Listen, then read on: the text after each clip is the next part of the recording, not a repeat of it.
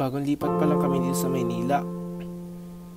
Sa sobrang daming kotse, akala mo nasa Amerika.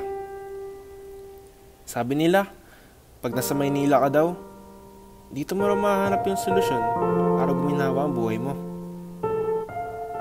Automatic, pag may trabaho ka raw dito, malaki agad ang makuha mong sahod.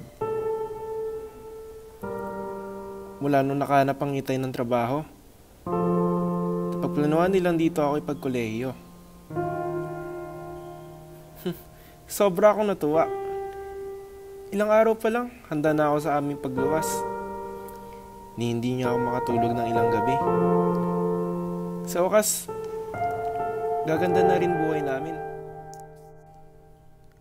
Ang daming building dito. May parang ginto. May tulad din ng tanso.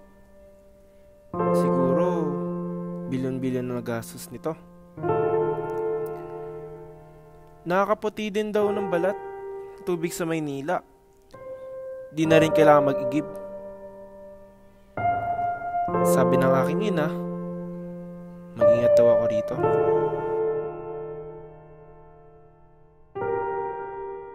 Pero parang di naman kailangan. Lahat naman sila mukhang mabait.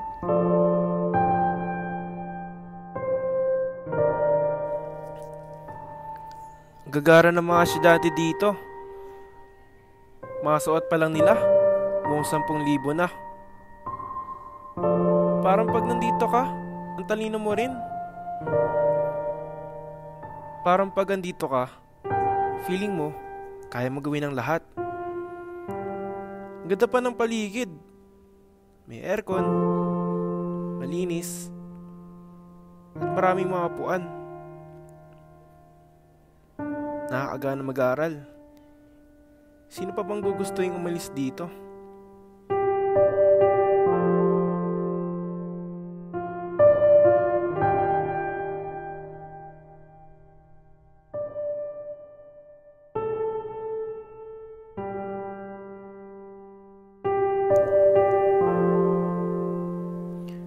Nakakaaliw makita ng dami handa dito.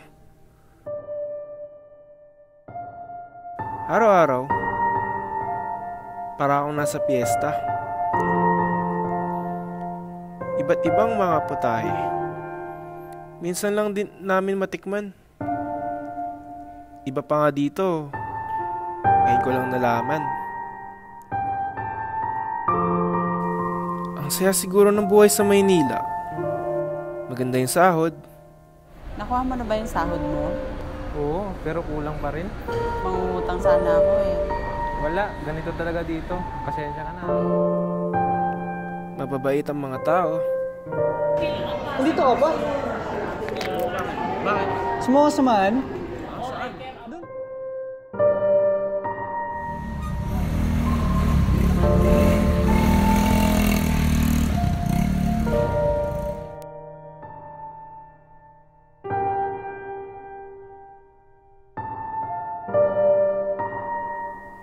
Nakapag-aral lahat, matatalino.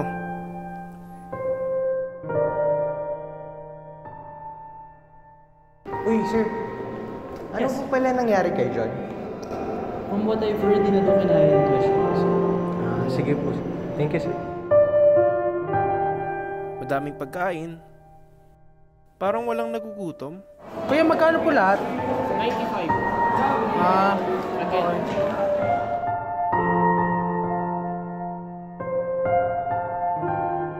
Laki naman tinaas.